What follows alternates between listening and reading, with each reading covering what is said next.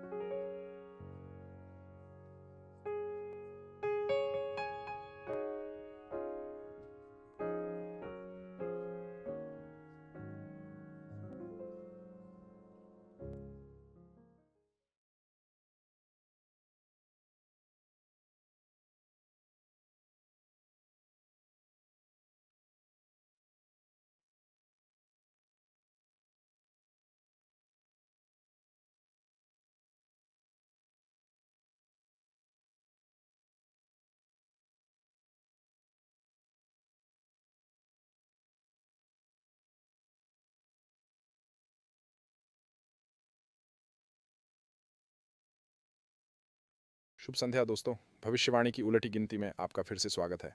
मैं देश भर से और विश्व भर से हमारे साथ जुड़ने वाले लोगों का स्वागत करना चाहता हूं।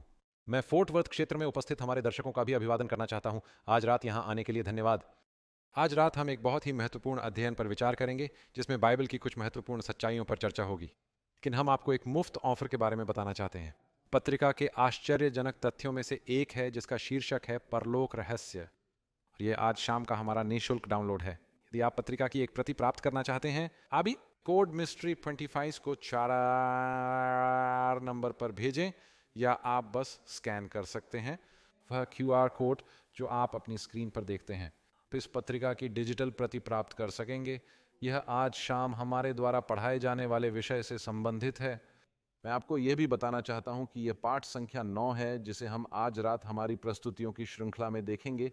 यदि आपके पास पाठ की प्रति नहीं है तो बस prophecycountdown.tv वेबसाइट पर जाएं और आप आज रात का पाठ डाउनलोड कर सकेंगे।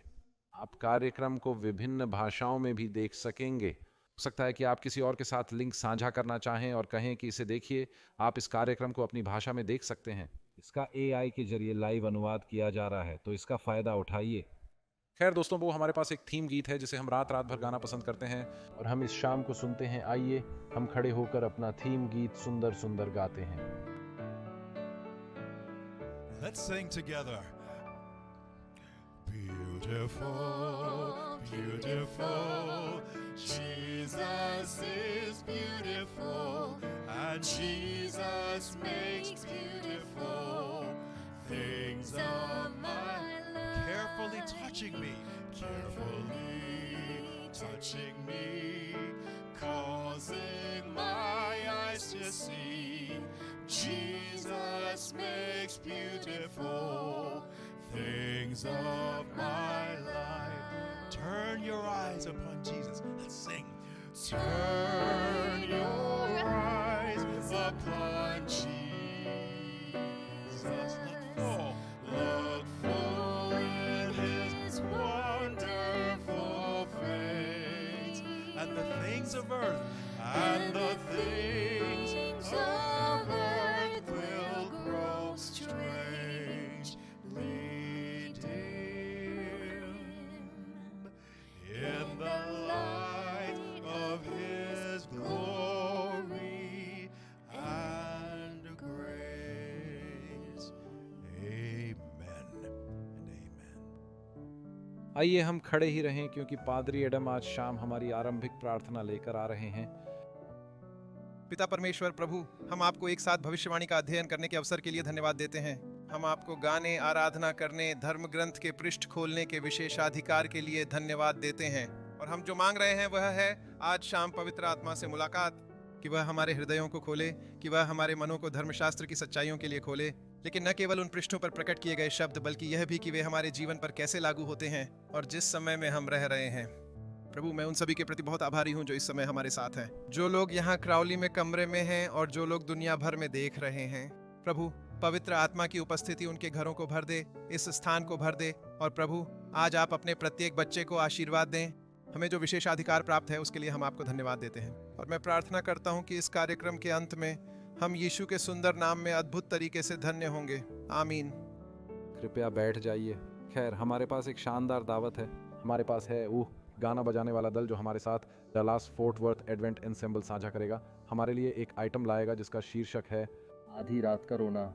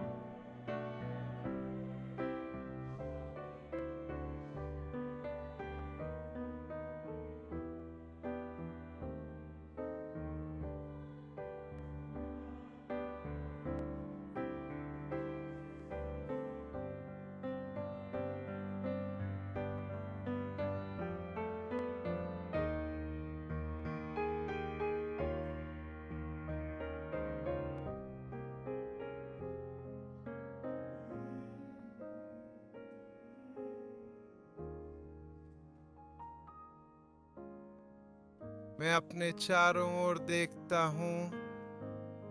मैं भविष्यवाणियों को पूरा होते देखता हूँ।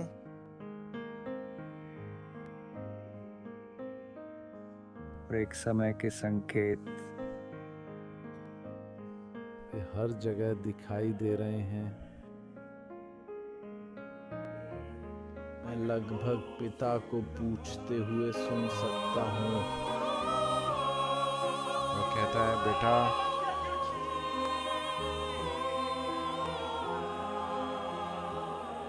आधी रात के दौर में मसीह की दुल्हन बढ़ेगा।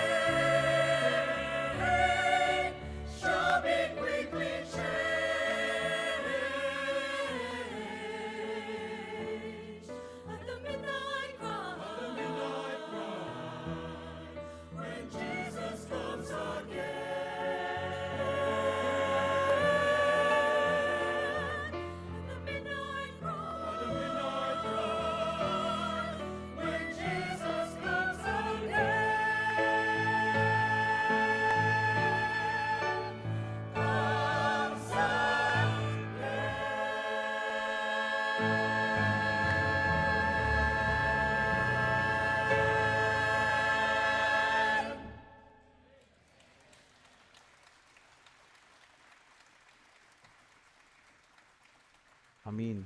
शुक्रिया गायक मंडली, बहुत सुंदर, अद्भुत आशा, यीशु का जल्द आगमन। खैर, अब समय है बाइबल पर प्रश्नोत्तर का। यदि आपके मन में बाइबल से संबंधित कोई प्रश्न है तो आप जानते हैं कि क्या करना है। भी हम स्क्रीन पर एक क्यूआर कोड लगाने वाले हैं। आपको बस उस क्यूआर कोड को स्कैन करना है और आप अपना बाइबल संबंधी प्रश्न वहीं पोस्ट कर सकेंगे ऑनलाइन। और जैसा कि हम आम तौर पर करते हैं, हम यथासंभव अधिक से अधिक प्रश्नों का उत्तर देने का प्रयास करेंगे। खैर, मैं पादरी डॉग को आमंत्रित करना चाहता हूं कि वे बाइबल संबंधी प्रश्नों के लिए मेरे साथ आएं और हम उनका गर्मजोशी से स्वागत करें। पादरी डॉग। धन्यवाद धन्यवाद धन्यवाद पादरी रॉस, और उस सुंदर गीत के लिए गायक मंडली को धन्यवाद। खैर, हमारे पास कई बेहतरीन प्रश्न आए हैं, तो चलिए सीधे इस पर आते हैं। प्रश्न संख्या 1। एक कॉलेज छात्र के रूप में मुझे नहीं पता कि मैं अपने जीवन के लिए परमेश्वर की योजना का पालन कर रहा हूं या नहीं, खासकर जब ऐसा लगता है कि परमेश्वर का दूसरा आगमन बहुत करीब है। मैं कैसे जानूं कि मेरे जीवन के लिए परमेश्वर की क्या योजना है? यदि आप किसी भी श्रेणी में अपने जीवन के लिए परमेश्वर की इच्छा जानना चाहते हैं तो सबसे बड़ा मानदंड है निश्चिंत रहें कि आप उसकी इच्छा के अनुसार कार्य करने को तैयार हैं। आमतौर पर जब हम परमेश्वर की इच्छा जानना चाहते हैं तो सबसे बड़ी लड़ाई यह होती है कि क्या मैं जो कुछ भी वह प्रकट करता है उसे करने के लिए पूरी तरह से तैयार हूं। इसलिए यदि आप अपना मार्ग प्रभु को सौंप देंगे तो वह आपका मार्ग निर्देशित करेगा। अब यदि प्रभु का आगमन निकट है तो आप सोच रहे होंगे कि क्या मुझे कॉलेज जाना चाहिए। मैं कहूँगा, आप जानते हैं, प्रत्येक ईसाई को ऐसे जीवन जीने की आवश्यकता है जैसे कि वह कल ही मर जाए और 1000 साल के लिए योजना बनाए। इसलिए हमें किसी भी समय प्रभु से मिलने के लिए तैयार रहना चाहिए, लेकिन आपको जितना संभव हो उतना शिक्षित होना चाहिए। आप जानते हैं, जब मैं पहली बार ईसाई बना तो सोचा, ओह प्रभु अब किसी भी दिन आ सकते हैं। मैं अपना घर कंक्रीट के बजाय ओक पियर ब्लॉक से बनाऊंगा, क्योंकि इससे पहले कि वे सड़ जाएं प्रभु आएंगे। खैर, वे सड़ गए। जानते हैं, इसीलिए मुझे लगता है कि आपको योजना बनाने की ज़रूरत है। आगे बढ़ो, अच्छी शिक्षा पाने की कोशिश करो। अगर यीशु अपनी सेवा के लिए शिक्षा प्राप्त करते समय आए तो तुम्हें इसका पछतावा नहीं होगा। ठीक है, अगला सवाल यह है कि बाइबल पढ़ना शुरू करने का सबसे अच्छा तरीका क्या है? ये एक अच्छा प्रश्न है, क्योंकि जब मैंने पहली बार बाइबल पढ़ना शुरू किया था तो कभी कभी मैं उलझ जाता था। मैं तो बस उत्पत्ति से लेकर अंत तक पढ़ने लगा। और आप जानते हैं, आपको लैव्य व्यवस्था और निर्गमन में कुछ तकनीकी बातें मिलेंगी। वे पवित्र स्थान अनुष्ठान व्यवस्था का निर्माण कर रहे हैं। आप रुचि खोना नहीं चाहते। आपको उत्पत्ति में इसका अवलोकन मिल सकता है। वहाँ बहुत अच्छी कहानी है। इज़राइल के जन्म और सृष्टि वगैरह के बारे में, गुलामी के बारे में निर्गमन के पहले कुछ अध्याय पढ़ें। और मिस्र के पलायन के बारे में जानने के लिए आपको इतिहास की पुस्तकों में जाना होगा। इसका मतलब है कि आप पहले और दूसरे शमूएल, पहले और दूसरे राजा को पढ़ते हैं। इतिहास में राजाओं को दोहराया गया है। फिर आप नए नियम पर जा सकते हैं। कुछ लोग नए नियम से ही शुरुआत करते हैं, लेकिन यीशु ने जो कुछ भी कहा उसमें से 10% में उन्होंने पुराने नियम को उद्धृत किया है। इसलिए पुराने नियम की कुछ पुस्तकों पर आधारित होना वास्तव में अच्छा है। और आप व्यवस्था विवरण भी पढ़ना चाहेंगे। अब ऑनलाइन बहुत सारी बेहतरीन बाइबल अध्ययन मार्गदर्शिकाएं उपलब्ध हैं। आप बाइबल का अध्ययन विषय के आधार पर कर सकते हैं। आप इसका अध्ययन पुस्तक के आधार पर कर सकते हैं। आप अध्ययन करते समय बाइबल को पढ़ते हुए सुन सकते हैं। उन चीज़ों में से जिसने मुझे पुराने अलेक्जेंडर स्कॉर्बी बाइबल रिकॉर्ड को याद रखने में मदद की और उन्होंने बाद में बनाया, ये किंग जेम्स संस्करण था। इस अद्भुत अभिनेता की आवाज़ और उच्चारण अद्भुत थे और उन्होंने पूरी बाइबल किंग जेम्स संस्करण पढ़ी। मैं बाइबल में दिए गए नामों का उच्चारण ठीक से नहीं कर पा रहा था, लेकिन मैं रात रात भर उन्हें बाइबल पढ़ते हुए सुनता रहा और मैं अधिकांश नामों को बोलने में सक्षम हो गया। और इसलिए पढ़ते समय सुनने से भी मदद मिल सकती है। ठीक है, जब हम स्वर्ग पहुंचेंगे तो क्या हमें कोई नया नाम दिया जाएगा? बाइबल प्रकाशित वाक्य अध्याय 2 और अध्याय 3 में संकेत देती है कि यीशु ने कहा कि वह हमें एक नया नाम देगा, और वह नया नाम हमारे और प्रभु के बीच का मामला होगा। जिसे उसने अब्राहम को नया नाम दिया था, वैसे ही उसने याकूब को भी नया नाम दिया। हम पतरस को एक नया नाम देंगे। स्वर्ग में हमें नए नाम मिलेंगे जिनका हमारे चरित्र से कुछ लेना देना होगा। और मैं मान रहा हूं कि हमारा संघर्ष, ठीक है, ये एक दिलचस्प सवाल है। इसे कहते हैं, क्या प्रेरित पौलुस ये नहीं कहता कि इससे कोई फर्क नहीं पड़ता कि आप सब्त का पालन करते हैं या नहीं? कुलुस्सियों अध्याय 2 और पद नंबर। ठीक है, मैंने आपको यह सवाल पूछने के लिए आमंत्रित किया था और आपने पूछा भी, धन्यवाद। मैं इसे आपके लिए पढ़कर सुनाता हूँ। जब लोग सब्त के दिन की सच्चाई सुनते हैं तो कृपया धैर्य रखें। हमें इस विषय पर बहुत सारे प्रश्न मिलते हैं। लोगों द्वारा जाने वाले मुख्य स्थानों में से एक है कुलुस्सियों 2। मैं इसे आपके लिए पढ़ूंगा और आप देखेंगे कि क्यों। श्लोक 13 से शुरू करते हुए मेरे साथ बने रहें। और तुम जो अपने अपराधों और अपनी देह की खतना रहित दशा में मरे हुए थे, उसे उसने अपने साथ जिलाया है। तुम्हारे सारे अपराध क्षमा कर दिए हैं। आवश्यकताओं संबंधी अध्यादेशों की लिखावट को मिटा दिया गया है। वह हमारे खिलाफ था, जो हमारे विरुद्ध था, उसे क्रूस पर चढ़ाकर उसने अपने मार्ग से हटा दिया है। रियासतों और शक्तियों को निरस्त कर दिया। उसने उनका सार्वजनिक रूप से तमाशा बना दिया तथा उन पर विजय प्राप्त की। इसलिए कोई भी व्यक्ति तुम्हें खाने पीने या किसी त्योहार या नए चांद या किसी अन्य चीज़ के बारे में न्याय न करे, जो आने वाली बातों की छाया मात्र हैं, परंतु मूल तत्व मसीह है। मुझे 1 मिनट रुकना होगा। सबसे पहले वह यह बात कुलुस्सियों को लिख रहा है। वे यहूदी नहीं हैं। वह खतना रहित लोगों के मृत होने की बात करता है। उनका खतना नहीं हुआ था। उन्होंने यहूदी रीति रिवाजों का पालन नहीं किया था। वास्तव में उनके द्वारा वार्षिक विश्राम दिन मनाने से संबंधित है, जिसका हमने उल्लेख किया है। ध्यान दें, हस्तलिपि को मिटा देने के बाद वार्षिक सप्त उस औपचारिक कानून का हिस्सा थे जो कागज पर लिखा गया था, जिन्हें क्रूस पर कीलों से ठोका जा सकता है। आप 10 आज्ञाओं को किसी भी चीज़ पर कीलों से नहीं ठोक सकते। हमारे विरुद्ध आवश्यकताओं की लिखावट को मिटाकर, आप शायद यह ना सोचें कि इसका कोई खास मतलब है, लेकिन जब यह हमारे खिलाफ कहता है तो आप पुराने नियम को देखें। जब उन्होंने अनुष्ठानिक व्यवस्था ली तो उन्होंने उसे वाचा के संदूक के बाहर एक जेब में रख दिया। 10 आज्ञाएं अंदर थीं।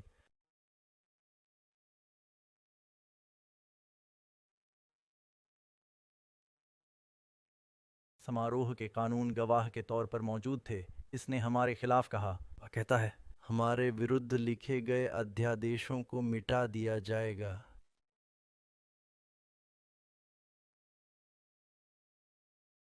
मैं इन्हें रखने की आवश्यकता नहीं है।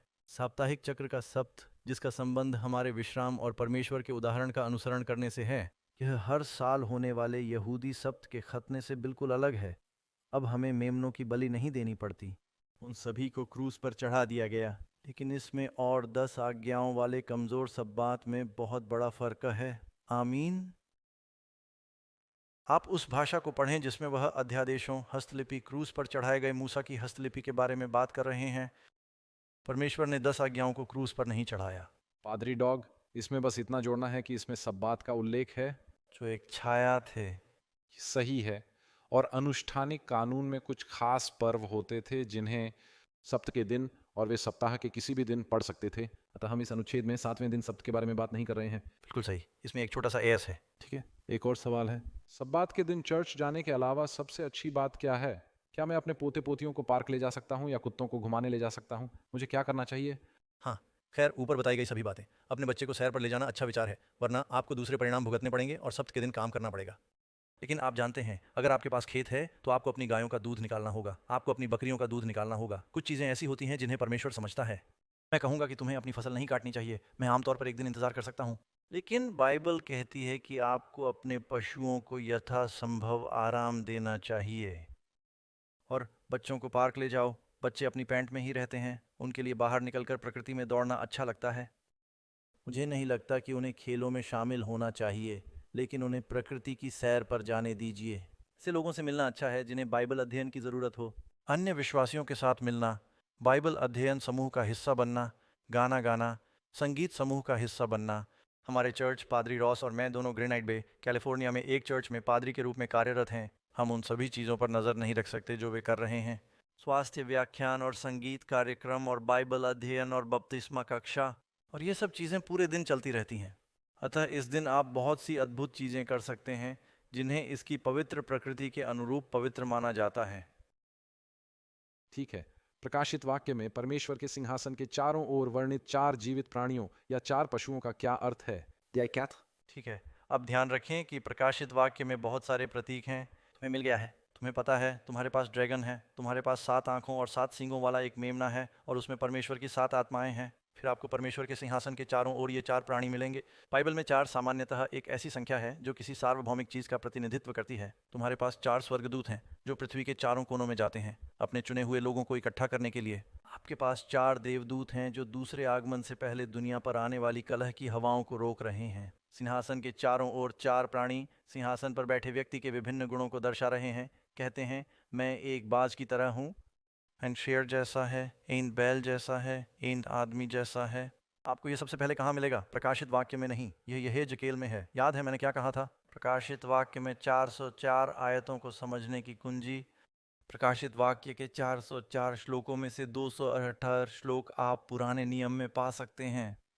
तो मसीह, ये मार्क की पुस्तक में है, यीशु एक उकाब के रूप में प्रकट किया गया है। वह अपनी गति, अपनी बात जैसी नज़र, अपनी दूरदर्शिता के बारे में बात करता है। मत्ती ने यीशु को यहूदा के गोत्र का राजा, महामहिम बताया है। आपके पास लूका है जो एक चिकित्सक है, वह यीशु का वर्णन करता है जो गरीबों की देखभाल करता है। लूका ने अपने सुसमाचार में इस बारे में बहुत कुछ कहा है। यूहन्ना यीशु को बलिदान के रूप में दिखाता है, बछड़ा या बैल, परमेश्वर का मेमना जो संसार का पाप उठा ले जाता है। इस प्रकार वे मसीह के स्वभाव के विभिन्न पहलुओं को दर्शा रहे हैं।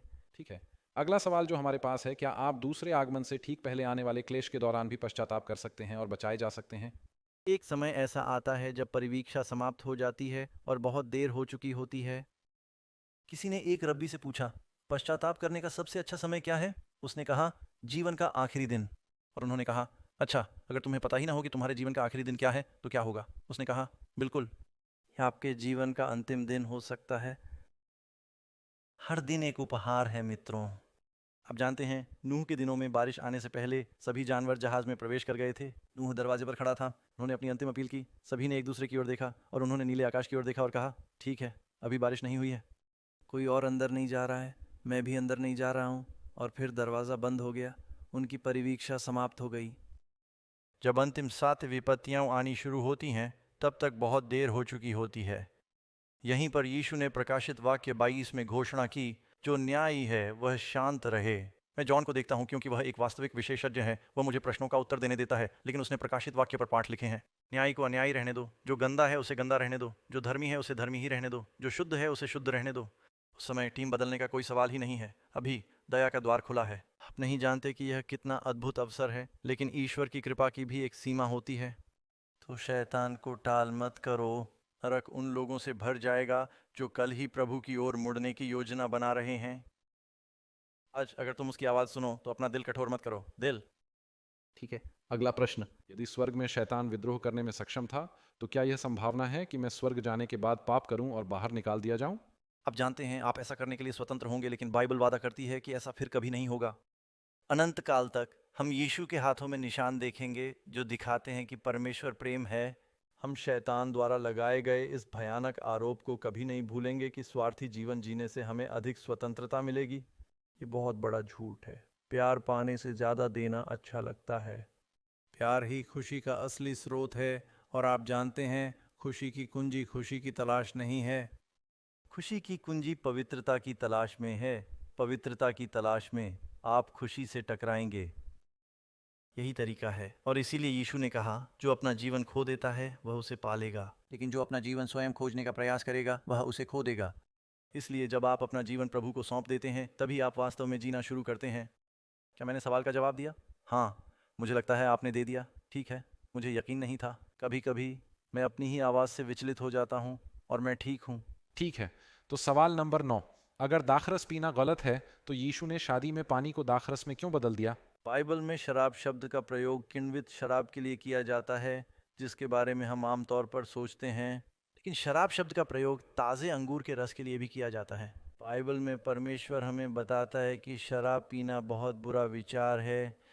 नूह ने शराब पी और वह नशे में और नग्न होकर घूमता रहा, और उसने शाप दिया। परिणाम स्वरूप उनके बेटों की मृत्यु हो गई। लूत की बेटियों ने उसे शराब पिलाई और अपने पिता के साथ अनाचार किया। दाऊद ने उरिय्याह को नशे में धुत करने की कोशिश की ताकि वह अपने विवेक के विरुद्ध काम करे। बाइबल कहती है, हाय उस पर जो अपने पड़ोसी को शराब पिलाता है।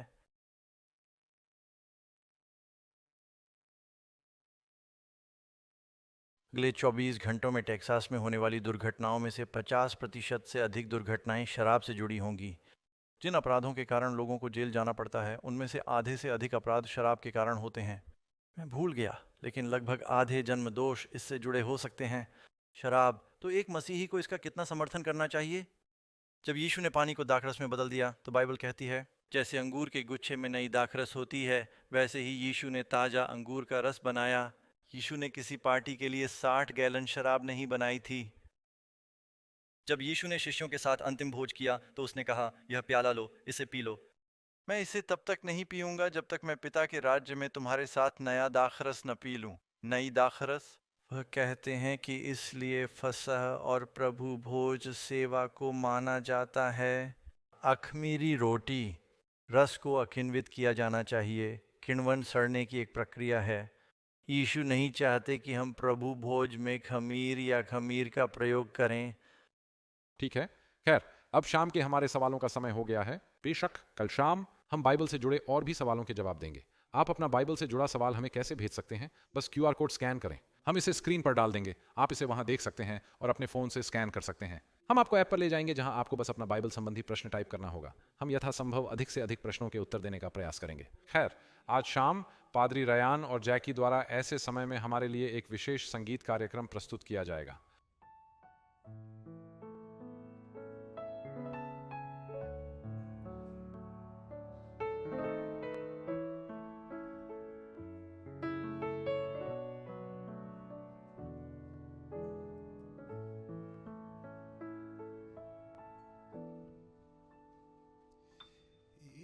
In times like these, you need a Savior. In times like these, you need an anchor. Be very sure, be very sure. Your anchor holds and grips the solid rock. In times like these, you need the Bible. In times like these, oh, be not idle, be very sure, be very sure. Your anchor holds and grips the solid rock. This rock is Jesus. Yes, He's the one. This rock is Jesus, the only one. Be very sure, be very sure. Your anchor holds and grips the solid rock. In times like these, I have a Savior. In times like these, I have an anchor. I'm very sure. Be very sure. Your anchor holds and grips the solid rock. This rock is Jesus. Yes, he's the one. This rock is Jesus, the only one. I'm very sure. I'm very sure. My anchor holds and grips the solid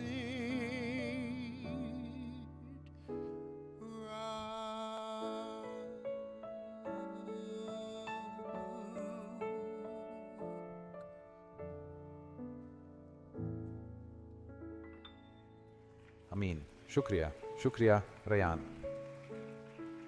क्या अब तक के संगीत से आप धन्य हुए हैं? हम वास्तव में सभी कार्यों की सराहना करते हैं। पादरी रयान जॉनसन, यह हमारे लिए थोड़ा दुखद है। यह हमारे साथ उनकी आखिरी शाम है। वह कल सुबह 3 बजे वापस उड़ान भरेगा। वहाँ कुछ फिल्मांकन चल रहा है, लेकिन हमें उनके साथ काम करने का सौभाग्य मिला और हमें बहुत मज़ा आया। और पादरी रयान, संगीत और जैकी के लिए आपका बहुत बहुत धन्यवाद। आज रात हमारे पाठ का शीर्षक है शैतान और मृत भविष्यद्वक्ता। बहुत महत्वपूर्ण उपविषय।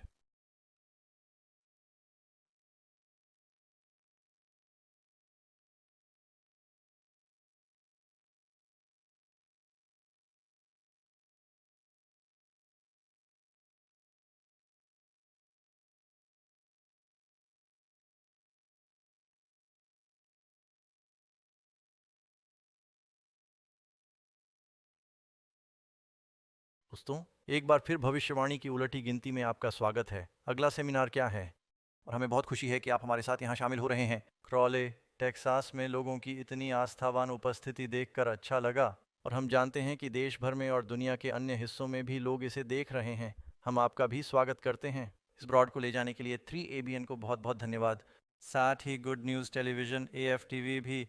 AF का मतलब है अद्भुत तथ्य टीवी, और हम इस बात को सबके सामने लाने की कोशिश कर रहे हैं। आमीन। आज रात हमारे पास एक बहुत ही महत्वपूर्ण अध्ययन है जिसका शीर्षक थोड़ा अशुभ लग सकता है, शैतान और मरे हुए भविष्यद्वक्ता। लेकिन मुझे लगता है कि जैसे जैसे हम आगे बढ़ेंगे ये बात समझ में आएगी। मैं एक आश्चर्यजनक तथ्य से शुरुआत करना चाहता हूँ, और आपने संभवतः हैरी हुडिनी के बारे में सुना होगा। अब हुडिनी एक वैध जादूगर था। उन्हें एक पलायन कलाकार के रूप में भी जाना जाता था। वह इतिहास के सबसे महान पलायन कलाकारों में से एक थे। वह महान व्यक्ति बन गए हैं और उनके बारे में कुछ मिथक लिखे गए हैं जो सत्य नहीं है, लेकिन वह अत्यंत शक्तिशाली थे। दोहरी जोड़ वाला था, सक्षम था, ताले तोड़कर वह हथकड़ी से बाहर निकल सकता था। उन्होंने कहा कि वह स्कॉटलैंड यार्ड जेल से भाग गया था, जहाँ से भागना असंभव था। वह कई जेलों और कारागारों से भाग निकला। वे उसे हथकड़ी लगा देते थे। उसे एक बक्से में डाल दो, बक्से को जंजीर से बांध दो, बक्से को नदी में फेंक दो, वह बाहर निकल आएगा। और ये कोई चालबाजियाँ या भ्रम नहीं थे, वह सचमुच बाहर निकल जाता था। लेकिन फिर भी वह एक जादूगर जैसा भी था। लेकिन वह उस समय जो कुछ हो रहा था उससे नाराज़ था, जब वह अपने भागने वाले कलाकार के अभिनय कर रहा था। ये सभी लोग अध्यात्मवादी थे और दावा कर रहे थे कि वे मृतकों से परामर्श कर रहे हैं।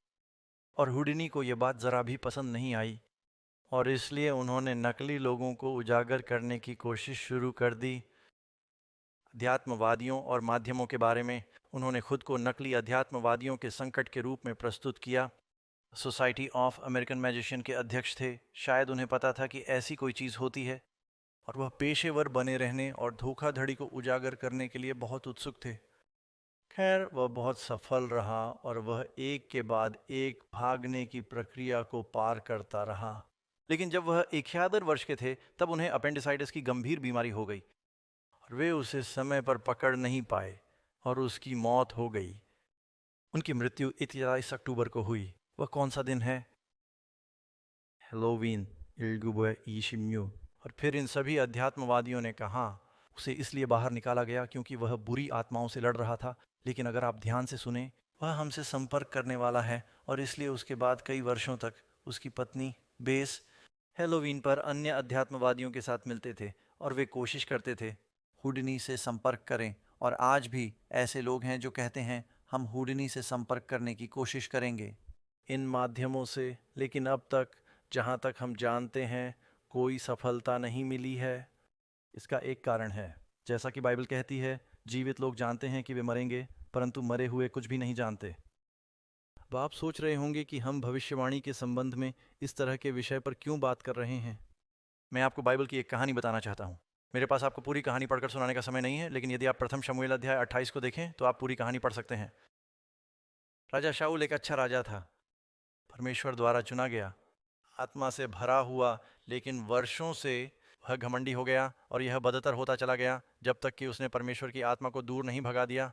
उसने यहोवा के याजकों को मार डाला। वह इतना ईर्ष्यालु हो गया कि परमेश्वर अब दाऊद को उसके स्थान पर चुन रहा था। वह ईर्ष्या से ग्रस्त था और स्वार्थ और अभिमान, जिससे उसने मूलतः पवित्र आत्मा को दुखी कर दिया। फिर जब वह पलिश्तियों के साथ एक महान अंतिम युद्ध का सामना कर रहा था तो उसने परमेश्वर से कुछ मार्गदर्शन मांगा, परंतु कोई उत्तर नहीं मिला। वह किसी ऐसे पैगंबर को ढूंढने की कोशिश कर रहा था जो उसके लिए कुछ कह सके। कोई भी पैगंबर उससे बात नहीं कर रहा था, तो उसने कहा ठीक है, मैं एक डायन ढूंढ लूंगा। इससे पता चलता है कि वह कितनी जल्दी बदलाव कर सकता था। और उन्हें इंदौर की चुड़ैल मिल गई। उसने अपना भेष बदल लिया, चुड़ैल के पास गया और बोला,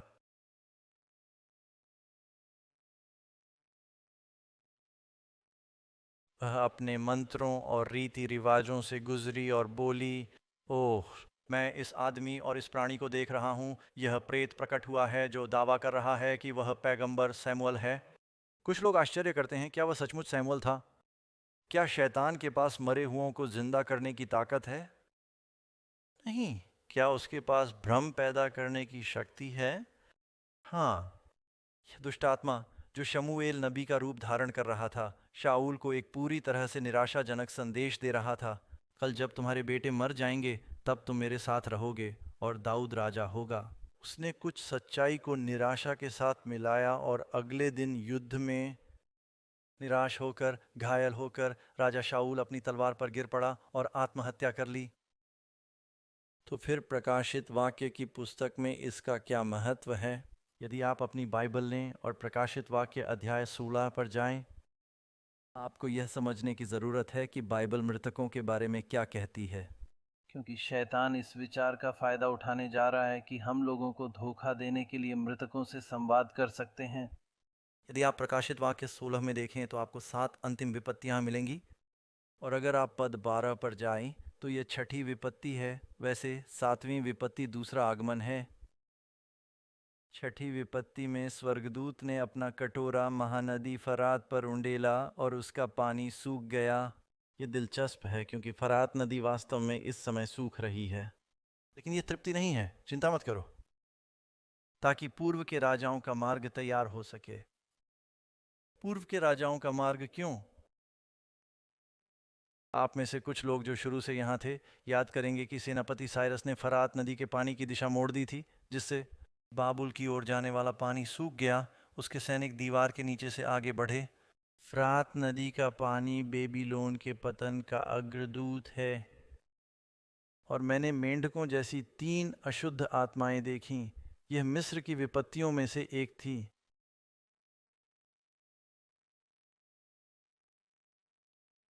और झूठे भविष्यद्वक्ता के मुंह से अब वे किससे निकल रहे हैं? और मेंढक का हथियार क्या है? क्या कभी किसी को मेंढक ने काटा या खरोंचा है? ये उसकी जीभ है। उसकी ज़बान बहुत तेज़ है। मुंह से निकलो, चलो एक संदेश के बारे में बात करते हैं। यदि आपको नहीं पता तो बता दें कि बाइबल के अनुसार मेंढक अशुद्ध होते हैं।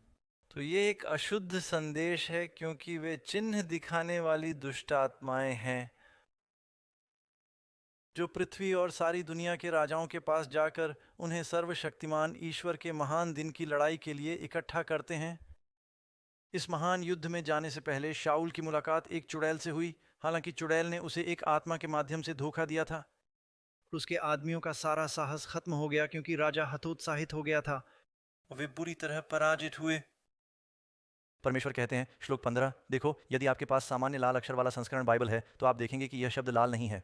यीशु के ये शब्द हैं, देख मैं चोर के समान शीघ्र आने वाला हूँ। धन्य है वह जो जागता रहता है और अपने वस्त्र की चौकसी करता है, ऐसा न हो कि वह नंगा फिरे और लोग उसका नंगापन देखें। हमें मसीह की धार्मिकता को धारण करना चाहिए। और फिर यह कहा गया है, उन्होंने उन्हें एक स्थान पर इकट्ठा किया जिसे इब्रानी में आर्मागेडन कहा जाता है। तो अंत से पहले शैतान दुनिया के नेताओं के पास दुष्ट आत्माओं के माध्यम से धोखे की एक उत्कृष्ट कृति करने जा रहा है, उन्हें धोखा देने के लिए और उनमें हेर फेर करें। और यह महान युद्ध में परिणत होने जा रहा है। आर्मागेडन का युद्ध मिसाइलों का आगे पीछे उड़ना नहीं है। आर्मागेडन की लड़ाई तब होती है जब अजगर स्त्री के साथ युद्ध करता है।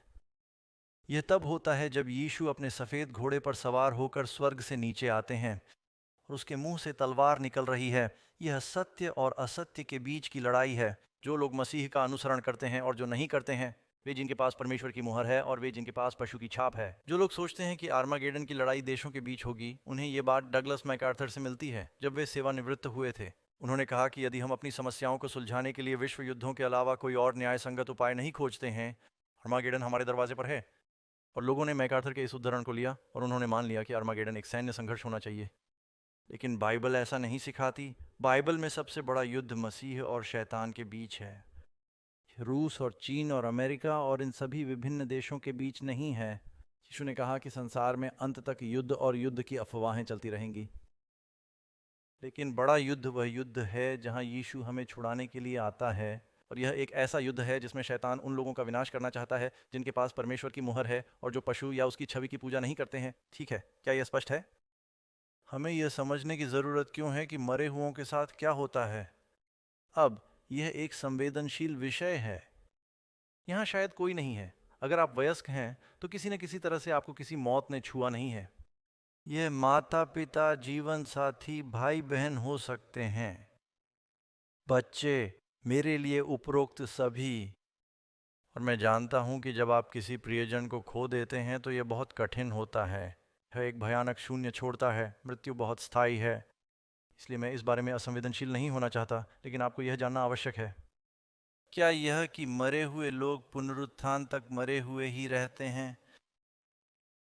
लोगों को यह बात भ्रमित करती है कि आप बाइबल में एक आयत पढ़ते हैं जहां लिखा है कि शरीर से अनुपस्थित होकर प्रभु के साथ उपस्थित रहो। वे पूरी आयत नहीं पढ़ते और वे कहते हैं जैसे ही आप मरते हैं आप तुरंत प्रभु की उपस्थिति में होते हैं। खैर, एक तरह से यदि आप बच जाते हैं और आपकी मृत्यु हो जाती है, आपका अगला सचेत विचार पुनरुत्थान और प्रभु से मिलने के लिए हवा में उठा लिए जाने का है। अतः मरने वाले व्यक्ति के लिए यह उनका अगला सचेत विचार होता है। लेकिन यह अभी तक नहीं हुआ है क्योंकि न्याय अभी तक नहीं हुआ है और पुनरुत्थान अभी तक नहीं हुआ है।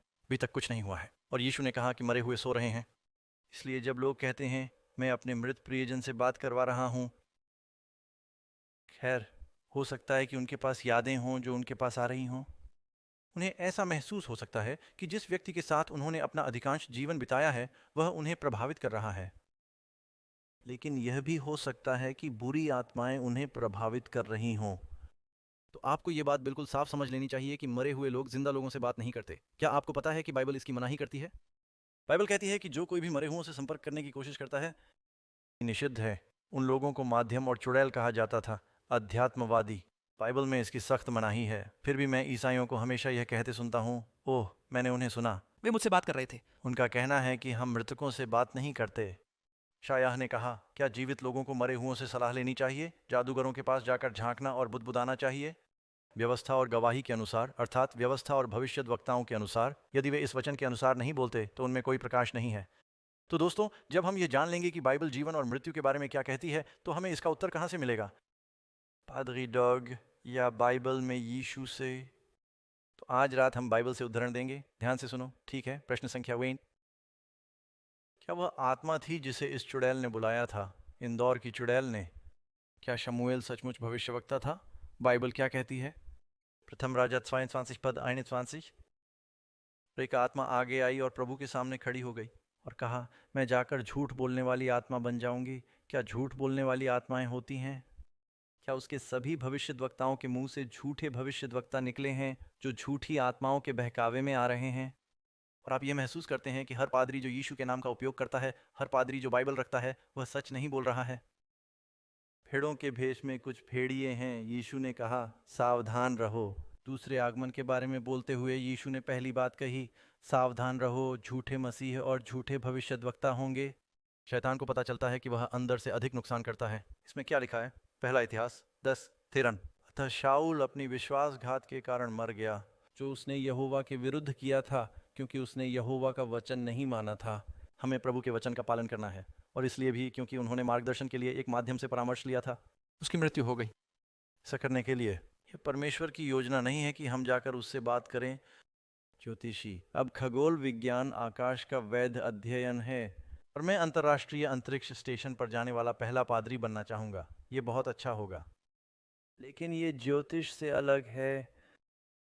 आप जानते हैं, मेरी माँ को ज्योतिष में रुचि थी और हम बड़े होते हुए वीजा बोर्ड का उपयोग करते थे। मेरी माँ ने वास्तव में ज्योतिष पर एक एल्बम लिखा था, अलग अलग राशियों के लिए 12 गाने, और मेरी माँ की सहेलियाँ लेख लिखती थीं। उन्होंने अखबार में ज्योतिष अनुभाग लिखा। मेरी माँ शो बिजनेस में थी, वह लिखा था। वह एक हॉलीवुड फिल्म समीक्षक थीं और एल्विस प्रेस्ली के लिए गाने लिखती थीं। और मेरा मतलब है, मैं अभी इस बारे में बात नहीं करूंगी। आपको बता दूं कि उसने मुझे बताया था। मैंने पूछा, माँ क्या आप इस पर विश्वास करती हैं? उसने कहा, क्या तुम मजाक कर रहे हो? इससे पैसा बनता है। जो लोग इसे पढ़ने वाले लोगों के लिए राशि चक्र और ज्योतिष चिन्ह लिखते हैं, वे भी इस पर विश्वास नहीं करते हैं। नंबर 2, शैतान किस माध्यम से पृथ्वी की सेनाओं को आर्मागेडन के अंतिम युद्ध के लिए इकट्ठा करेगा? हमने अभी अभी इसे पढ़ा। मैंने मेंढकों जैसी 3 अशुद्ध आत्माएं देखीं। यह एक नकली त्रिमूर्ति जैसा है। ये पिता, पुत्र और पवित्र भालू की आत्मा नहीं है। ये वह जानवर, वह अजगर और वह झूठा भविष्यवक्ता है। अजगर के मुंह से, पशु के मुंह से निकलकर और झूठे भविष्यद्वक्ता के मुंह से। ये दुष्ट आत्माओं की आत्माएं हैं, पतित स्वर्गदूत जो चिन्ह दिखाते हैं। क्या शैतान चिन्ह और चमत्कार कर सकता है? क्या प्रकाशित वाक्य में यह नहीं कहा गया है कि वह संसार को धोखा देगा, यहाँ तक कि वह उसे लाएगा? मनुष्यों को धोखा देने के लिए उनके सामने स्वर्ग से आग बरसाई। तो जब आप कहते हैं, ओह आप जानते हैं, मैं जानता हूं कि बाइबल क्या कहती है, लेकिन मेरा पादरी वह संकेत और चमत्कार करता है, यह हमारा मापदंड नहीं होना चाहिए। अगर यह प्रभु के वचन के अनुरूप नहीं है तो उनमें कोई प्रकाश नहीं है। उन्हें सर्वशक्तिमान ईश्वर के उस महान दिन की लड़ाई के लिए इकट्ठा करने के लिए उन्होंने उन्हें उस जगह इकट्ठा किया जिसे इब्रानी में हरमगिदोन कहा जाता है। यह शब्द एक रहस्य की तरह है, क्योंकि इज़राइल में एक बहुत ही महत्वपूर्ण घाटी है जिसे मेगिद्दो कहा जाता है। और यहीं पर एक निर्णायक मोड़ आया। बहुत सारी लड़ाइयाँ हुईं। राजा शाऊल का पलिश्तियों से युद्ध मगिद्दो में हुआ। जब गिदोन ने अमालेकियों, मिद्यानियों और पूर्व के लोगों के विरुद्ध युद्ध किया तो यह घटना मगिद्दो में घटित हुई। राजा योशियाह की मगिद्दो में हत्या कर दी गई। जब दबोरा और बाराक सीसरा की सेना के विरुद्ध गए तो वह मगिद्दो था। अतः पुराने नियम की इन सभी लड़ाइयों के दौरान ये निर्णायक लड़ाइयाँ यहीं हुईं।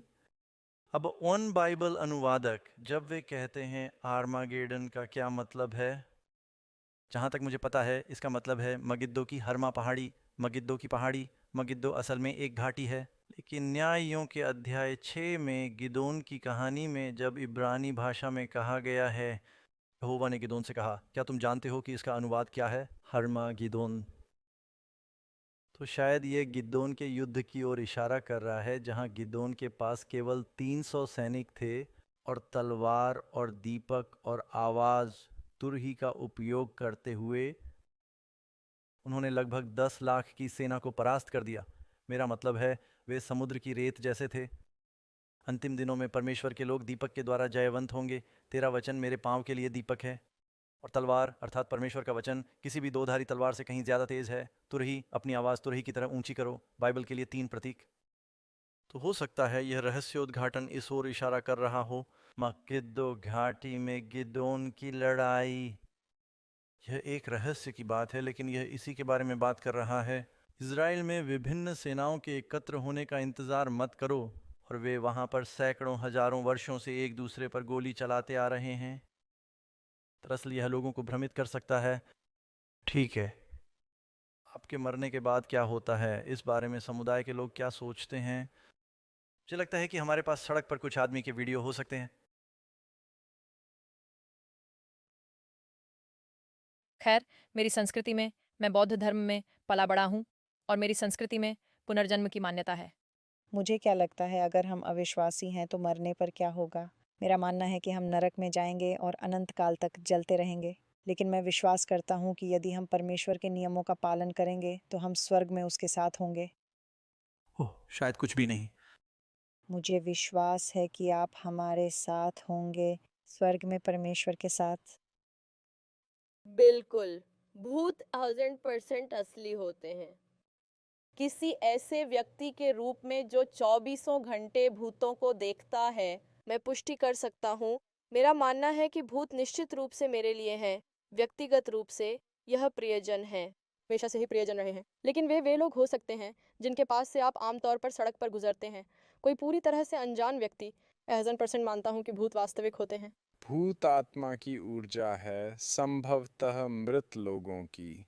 वे असली हैं। लेकिन मुझे लगता है कि भूत भी मर सकते हैं, क्योंकि अगर सभी लोग भूत बन जाएं तो बहुत सारे भूत हो जाएंगे, बहुत सारे भूत हो जाएंगे। तो मुझे लगता है, पता है, ये दूसरा जीवन है और फिर आप फिर से चले जाते हैं। लेकिन वे शायद मरे हुए लोग हैं। ये ऊर्जा है, आध्यात्मिक सामान। मुझे नहीं पता। जब मैं बच्चा था तब एक किताब शेल्फ से गिर गई थी और मुझे लगा था कि भूत शायद सच में होते हैं। मेरे लिए वे वास्तविक हैं, क्योंकि यदि आपका एक अच्छा पक्ष है तो आपका एक बुरा पक्ष भी होगा। मुझे लगता है उम्मा, मेरे लिए लक्ष्य इस तरह का प्रतिनिधित्व करते हैं। हो सकता है कि मैंने कई अवसरों पर मृतकों से संवाद किया हो। मुझे लगता है कि ऐसा हो सकता है। मुझे लगता है कि आपको वास्तव में एक बहुत मजबूत संबंध बनाने की ज़रूरत है। छोबीनम। मैंने कुछ चीज़ें देखी हैं जो मुझे अच्छी लगती हैं, लेकिन मुझे नहीं पता।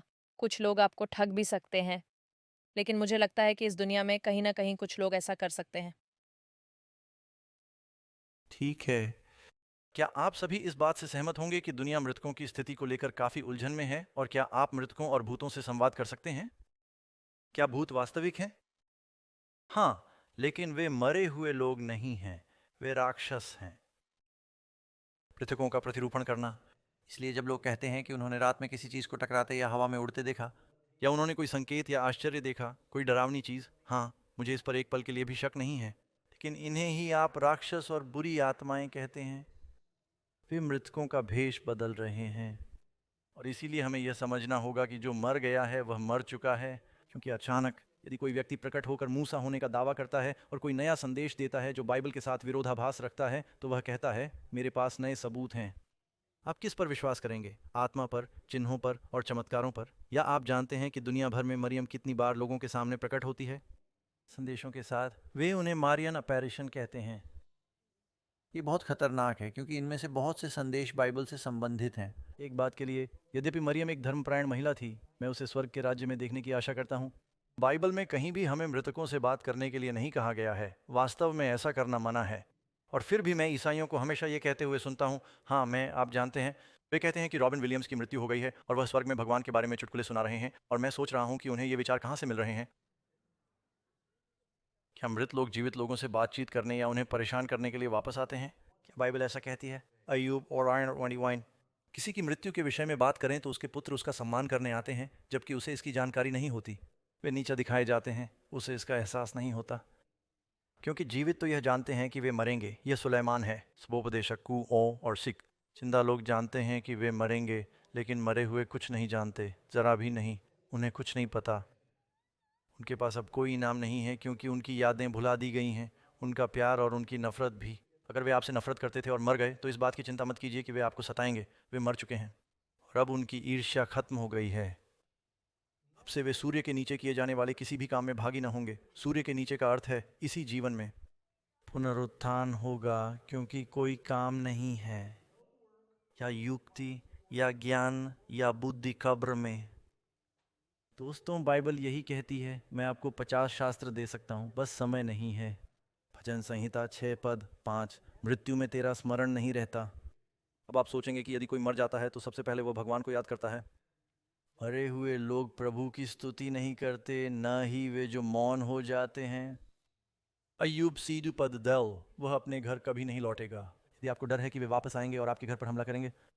क्रेन और मैंने लगभग 30 साल पहले एक घर खरीदा था और हम जानते हैं कि घर के पिछले मालिक की मृत्यु इसी घर में हुई थी और कुछ लोग इससे डर गए थे। और मैंने सोचा, नहीं, मुझे कोई परवाह नहीं, छूट पाओ, मुझे ज़रा भी परेशानी नहीं होगी। मुझे पता था कि वो मुझे परेशान नहीं करेगा।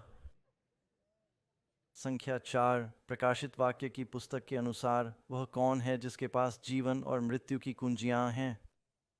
यीशु ने कहा, उत्तर दो, मैं वही हूँ जो जीवित था और मर गया था, और देख मैं युगानुयुग जीवित हूँ। आमीन। और मेरे पास अधोलोक की कुंजियाएं हैं, और वहाँ अधोलोक शब्द का अर्थ है कब्र। ये एक ग्रीक शब्द है। मेरे पास कब्र की चाबियां हैं और मौत की भी। केवल यीशु ही कब्र का ताला खोल सकता है, और वह यह बात सबसे पहले अपने स्वयं के पुनरुत्थान से सिद्ध करता है। क्रमांक 5 परमेश्वर ने आरंभ में मनुष्य को कैसे बनाया? अतः यदि हम सृष्टि के बारे में कुछ समझेंगे तो आप इसके विपरीत के बारे में भी कुछ समझ सकते हैं। प्रभु परमेश्वर ने मनुष्य को भूमि की मिट्टी से बनाया और उसने उसके नथुनों में जीवन की सांस फूंक दी और मनुष्य एक जीवित प्राणी बन गया। बाइबल जीवन की सांस का जिक्र करती है। यह जीवन का सार है, जीवन की शक्ति है जो परमेश्वर अपनी सृष्टि को देता है। मृत्यु के बाद क्या होता है? यह विपरीत सृष्टि है। ध्यान दें, सबोपदेशक 2 पद 2। फिर धूल वैसी ही धरती पर लौट जाएगी जैसी थी, और आत्मा उस परमेश्वर के पास लौट जाएगी जिसने उसे दिया था। अब जब ये कहा जाता है कि आत्मा परमेश्वर के पास लौट जाती है तो लोग कहते हैं, ठीक है पादरी डॉग, आपने सही कहा। जब कोई व्यक्ति मरता है तो उसकी आत्मा परमेश्वर के पास चली जाती है। यही बात आपको समझनी है। हाँ, स्पिरिट शब्द का अर्थ है सांस। इसका अर्थ है जीवन की सांस। वही शब्द है जिसका प्रयोग कुत्ते, बिल्ली, चमगादड़, गाय या किसी भी जीवित प्राणी के लिए किया जाता है। हर प्राणी सांस लेता है, और जब वे सांस लेना बंद कर देते हैं तो उनकी मृत्यु हो जाती है। और यह जीवन की सांस है, जीवन की शक्ति है जो इसे देने वाले परमेश्वर के पास लौट जाती है। सबोपदेशक के इस अंश में वह न केवल अच्छे और बुरे लोगों के बारे में बात कर रहा है, लेकिन जानवर नहीं, हर मरने वाली चीज़ की ज़िंदगी की सांस परमेश्वर के पास लौट जाती है। मैं आपको इसके लिए कुछ और शास्त्र बताता हूँ। बाइबल सिखाती है कि जो आत्मा परमेश्वर के पास लौटती है वह जीवन की सांस है जो परमेश्वर ने आरंभ में मनुष्य में प्राण फूंके। तो इस समय हमारे ऑडिटोरियम में बहुत सारे उपकरण बिजली से चल रहे हैं। भगवान न करे कि बिजली गुल हो जाए। यदि ऐसा हुआ तो आप कहेंगे कि बिजली कहाँ चली गई। खैर, यह वापस उसी बिजली संयंत्र में पहुंच गया है जहां से यह आया था। यही बिजली कई अलग अलग उपकरणों को चला रही है ना? लेकिन बात बस इतनी ही है। जब हिब्रू में ईश्वर की सांस का जिक्र होता है तो शब्द होता है रोच। ग्रीक में इसे न्यूमा शब्द कहते हैं। जब किसी को सांस लेने में समस्या होती है तो उसे निमोनिया कहते हैं। और यदि आप लोगों ने कुछ ऐसे औजारों के साथ काम किया है जिन्हें वायवीय औजार कहा जाता है तो इसका क्या मतलब है? वे वायु दबाव द्वारा संचालित होते हैं। न्यूमा का यही मतलब है। इसका मतलब है हवा, सांस। इसे साबित करने के लिए मैं आपको कुछ आयतें देता हूँ। भजन संहिता 104 आयत 29। तुम उनकी सांस छीन लेते हो, वे मर जाते हैं और अपनी धूल में मिल जाते हैं। आप अपनी आत्मा, अपनी सांस भेजते हैं और वे निर्मित हो जाते हैं। यह जीवन की सांस है जो सृजन करती है, और जब वह सांस छीन ली जाती है तो वे मर जाते हैं। ओह, मुझे लगता है कि कविता यहाँ है, इसलिए मैं नंबर 7 तक पहुँचने तक इंतजार करूँगा। मरने के बाद मृतक कहाँ जाते हैं? वे सीधे स्वर्ग जाते हैं? क्या न्याय से पहले वे नरक में जाते हैं? इसमें कहा गया है, फिर भी उसे किसके पास लाया जाएगा? कब्र, और कब्र पर निगरानी रखी जाएगी। पुनः यूहन्ना 5:28 कहता है, ये यीशु के शब्द हैं, जो लोग कब्रों में हैं वे आवाज़ सुनेंगे और बाहर आएंगे। वह प्रभु के दिन के बारे में बात कर रहा है। दूसरा आगमन। भविष्य वास्तव में यूहन्ना अध्याय 6 में 3 बार कहा गया है कि यह समय के अंत में है। वे पुनर्जीवित होंगे। वे अब अपनी कब्र में हैं, इसीलिए वे शांति से आराम कर रहे हैं। क्या आप कभी किसी कब्रिस्तान से गुजरे हैं और आपने कुछ कब्रों के बारे में पढ़ा है? कुछ कब्रों के पत्थर। क्या आप में से किसी को कब्रिस्तान से गुजरते समय डर लगता है? मुझे कोई फर्क नहीं पड़ता, बस डर है कि कहीं मैं गिर ना जाऊं। मैं सम्मानजनक व्यवहार करने की कोशिश करता हूं। आप कब्र पर सीधे खड़े नहीं होते, जानते हैं, आप उनके चारों ओर चलते हैं। बस मैं सम्मान में विश्वास रखता हूं। ने बहुत सारे अंतिम संस्कार किए हैं। कभी कभी मैं वहाँ जल्दी पहुँच जाता हूँ और इधर उधर घूमता हूँ। मैं कुछ कब्रों पर लिखे लेख पढ़ता हूँ, कुछ वाकई बहुत दुखद होते हैं, पता है। 20 साल बाद माँ का जीवन देखिए, और फिर उसके ठीक बगल में एक बच्ची है जो एक दिन जिंदा रहती है, और यह वही है। उसी दिन उसकी मौत हो गई। वह बच्चे को जन्म देते हुए मर गई। पूरी कहानी समझ सकते हैं, ठीक वहीं। और उनमें से कुछ कहेंगे हमारी प्यारी माँ अब स्वर्ग में स्वर्गदूतों के साथ गा रही है। और उसी चर्च कब्रिस्तान में आपको एक दिखाई देगा जो कहेगा हमारी प्यारी माँ पुनरुत्थान की तुरी बजने तक विश्राम करेंगे।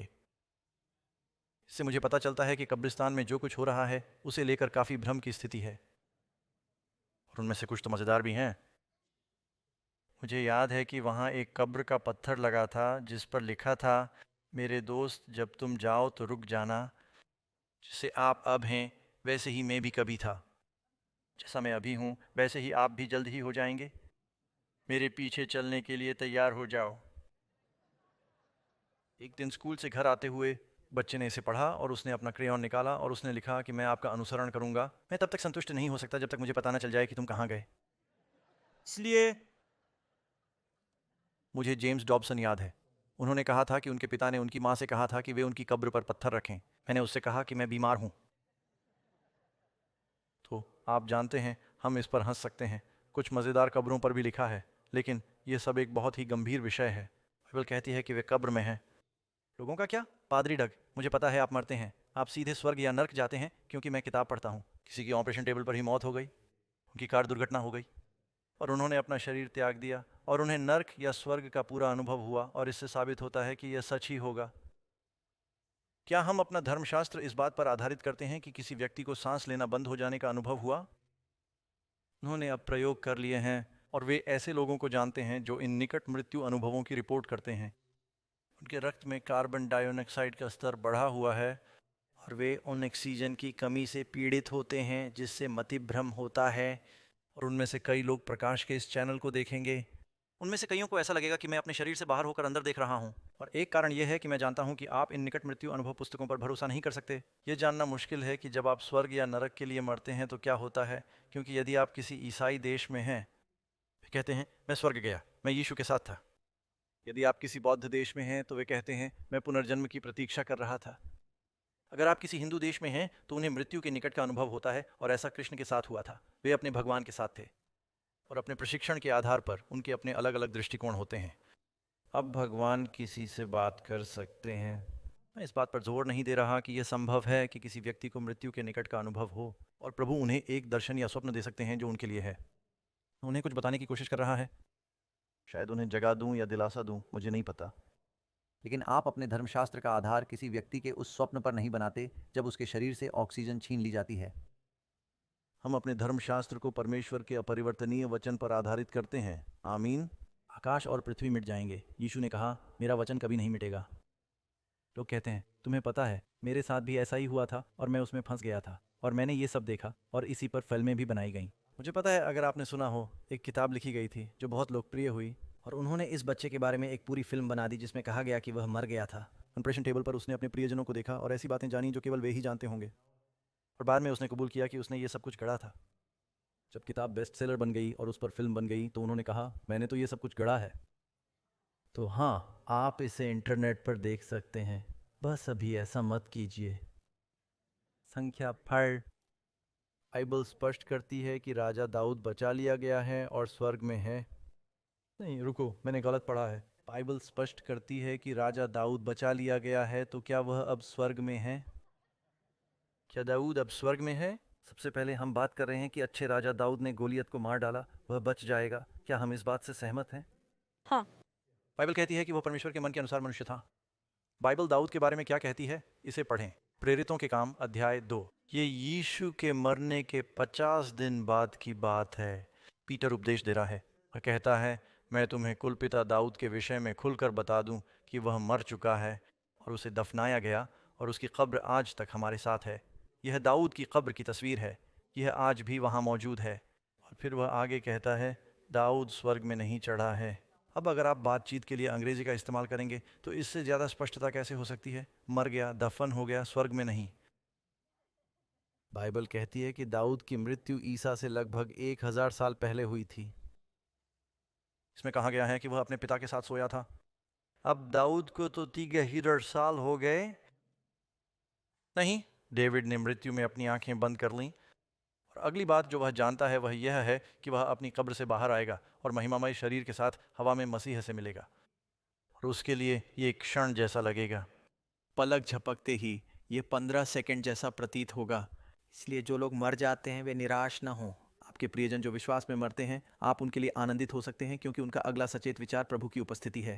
मुझे याद है कि मैंने उस पादरी का अंतिम संस्कार किया था जिसने मुझे बपतिस्मा दिया था। मेरे जन्म से पहले ही वे सेवानिवृत्त हो गए थे। ये व्यक्ति प्रभु से प्रेम करता था, सच्चा कार्य करता, और मैं उसकी पत्नी का अंतिम संस्कार कर रहा था।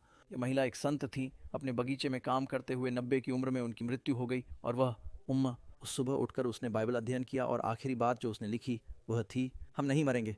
वह पुराने नियम के एक भविष्यवक्ता का हवाला दे रही थी। उसे द्वारा पढ़ा, वह मर गई। वह दूसरी मौत के बारे में बात कर रही थी। तो मैं उसका अंतिम संस्कार कर रहा हूँ और वहाँ बहन फिलिप्स भी हैं और वह ताबूत में है, जैसा कि अक्सर मेरे सामने होता है। और मुझे ईर्ष्या हो रही थी क्योंकि मैंने सोचा हाँ, वह वफादार रही है। आप जानते हैं, एक अच्छी लड़ाई लड़ी, विश्वास पूरा किया। उसका अगला सचेत विचार यह है कि वह बाहर आने वाली है। कब्र पर 34 साल के शरीर के साथ नहीं, एक गौरवशाली युवा जीवंत शरीर के साथ, फिर कभी दर्द या पीड़ा महसूस न करने के लिए। मुझे जलन हो रही थी। तुम जानते हो कि मैं क्या कह रहा हूँ। जो लोग विश्वास में मरते हैं उनके लिए पौलुस कहता है, हम उन लोगों की तरह शोक नहीं करते जिन्हें आशा नहीं है। हम अपने लिए दुखी होते हैं क्योंकि हम उन्हें याद करेंगे, लेकिन उनके लिए दुखी नहीं होते। यदि वे बचकर मर गए, अगर किसी व्यक्ति ने पूरी जिंदगी जी ली है, तो ईसाई अंतिम संस्कार लगभग एक उत्सव होना चाहिए। आमीन। आमीन। 9 संख्या। क्या यह सच नहीं है कि आत्मा अमर है और सिर्फ शरीर ही मरता है? अब आप में से कितने लोगों ने सुना है कि हमारी आत्मा अमर है? क्या आपने पहले किसी को ऐसा कहते सुना है? बचाने के लिए एक अमर आत्मा है। मैं कैमरा घुमाता हूँ। चलो दर्शकों का एक शॉट लेते हैं। कृपया मुझे बाइबल में वो श्लोक दिखाइए जिसमें लिखा है कि हमारी आत्मा अमर है। हमारे यहाँ विभिन्न स्थानों से लोग आए। यदि कोई ऐसी आयत है जो मुझे नहीं पता कि वह क्या है, तो आइए हम आपको बताते हैं कि बाइबल क्या कहती है। यहेजकेल 18:7 जो आत्मा पाप करती है उसका क्या अर्थ है? वह मर जाएगी। फिर क्या नश्वर मनुष्य अमर है या नश्वर? क्या अय्यूब कहता है कि हम अमर हैं या नश्वर? कहते हैं, क्या नश्वर का मतलब है कि आप मर जाएं? क्या नश्वर मनुष्य ईश्वर से ज्यादा धर्मी हो सकता है? इसे सुनिए। वर्ड 1 तीमुथियुस 6:15 और 16। राजाओं का राजा, प्रभुओं का प्रभु, केवल वही अमर है। तो फिर हमें अमरता कब मिलेगी? हाँ, हम इसे समझते हैं, परंतु पापियों को अमरता नहीं मिलती। धर्मी लोगों को अमरता कब मिलेगी? यह प्रश्न संख्या 10 है। इसे देखिए, 1 कुरिन्थियों 15:51। हम सब सो तो नहीं जाएंगे, लेकिन हम बदल जाएंगे। एक क्षण में, पलक झपकते ही, अंतिम तुरही पर, क्योंकि तुरही बजेगी। मरे हुओं को अविनाशी रूप में उठाया जाएगा। हम बदल जाएंगे। इस नाशवान के लिए भ्रष्टाचार शब्द का अर्थ है वह शरीर जो बूढ़ा हो जाता है, झुर्रीदार हो जाता है और सड़ जाता है, और जब आप मर जाते हैं तो आप वापस मिट्टी में मिल जाते हैं। यह नाशवान अविनाशी को धारण करेगा और यह मरणहार क्या धारण करेगा? अमरता। कब? जब तुरही बजेगी। और वह कब होगा? जब प्रभु अवतरित होंगे। बाइबल में सबसे पहले कुरिन्थियों 15 पढ़ा गया है और आप इसे गलत नहीं समझ सकते। पूरा अध्याय पुनरुत्थान के बारे में है। और हमें महिमामय अमर शरीर मिलेगा। कोई यह लिखेगा कि क्या हम स्वर्ग में अपने प्रियजनों को पहचान पाएंगे जब वे, आप जानते हैं, दादी 90 साल की नहीं होंगी। मेरे लिए ये एक चमत्कार है कि कैसे एक कैटरपिलर, क्या ये मोटा सा कीड़ा हो सकता है जिसने एक क्रिसलिस बनाया हो, इस काया प्लट से गुजरता है जहां यह वायुक्तिकीय डिजाइन के साथ उभरता है। कोई परिदृश्य नहीं है, विकास में ऐसी कोई योजना नहीं है जो ये बता सके कि एक कीड़ा कैसे निर्णय लेगा कि वह एक ऐसे परिवर्तन से गुजरने जा रहा है जहां उसका शरीर रसायनों और पुनः के आभासी सूप में बदल जाता है। जहां इसके नाजुक पैर और पंख हैं, वहां यह पुनः संगठित हो जाता है और यह अपने पंखों में रक्त पंप कर सकता है और फिर फूलों की ओर उड़ सकता है। मेरा मतलब है, जब आप इसके बारे में सोचते हैं तो यह अभी भी दिमाग को चकरा देने वाला है। इसकी योजना परमेश्वर ने ही बनाई होगी। और आप जानते हैं, यीशु पुनरुत्थान की तुलना बीजों से करते हैं।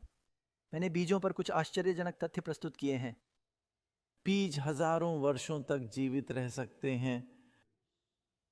उन्हें एक विलुप्त यहूदी खजूर के पेड़ के कुछ बीज मिले मसादा के रेगिस्तान में। बहुत सूखा था, हालात बिल्कुल सही थे।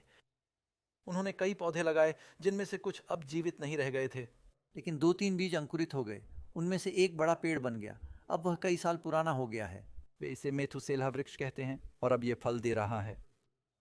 6 वर्ष जीवन का सार किसी तरह उस बीज में रखा गया था कि जब परिस्थितियां सही हों, नमी और सूर्य के प्रकाश से यह पुनः जीवित हो गया।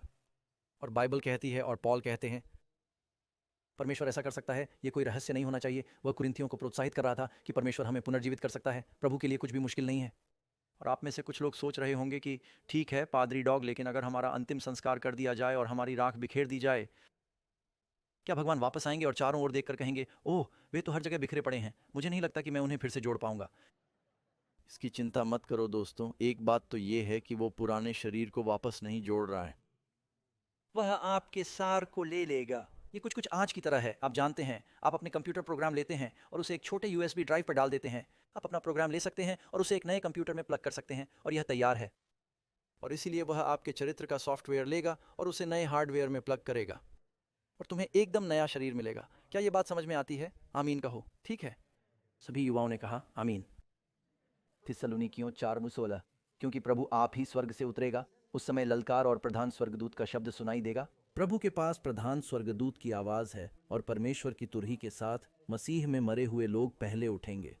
तभी यह नश्वर अमृतत्व धारण करता है। संख्या 11। बाइबल में मृत्यु का जिक्र बार बार कैसे किया गया है? तुम अपने पिताओं के साथ विश्राम करते हो। बाइबल इसे निद्रा कहती है। खबरें खोली गईं और सोए हुए संतों के कई शरीर जीवित हो उठे। अब क्या स्वर्ग में कोई लोग हैं? हाँ। वहाँ कौन है? मूसा। हमें कैसे पता?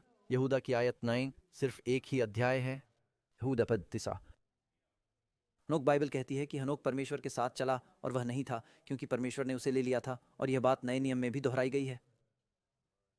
एलिय्याह एक अग्निमय रथ पर सवार होकर स्वर्ग गया। दूसरा राजा अध्याय 2।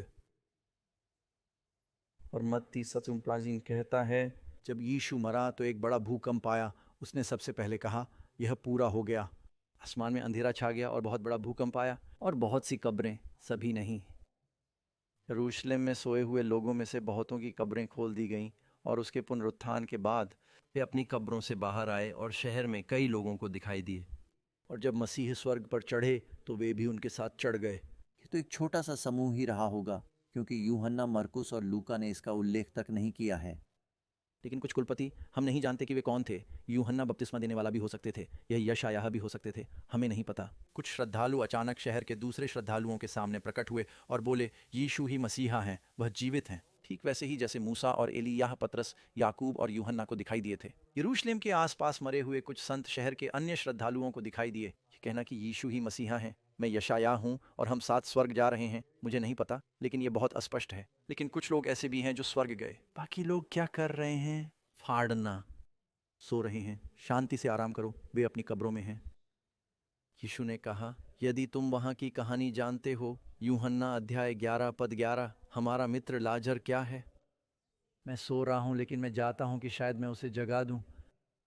तब उसके चेलों ने उससे कहा हे प्रभु, अगर उसे बुखार है और वह सो रहा है तो कोई बात नहीं, शायद वह ठीक हो जाए। यीशु ने कहा नहीं नहीं नहीं नहीं, लाजर मर चुका है। तो फिर यीशु ने मृत्यु का जिक्र कैसे किया? सुझाव। अब जब यीशु लाजर को पुनर्जीवित करने आता है तो क्या लाजर इस पर कोई टिप्पणी करता है?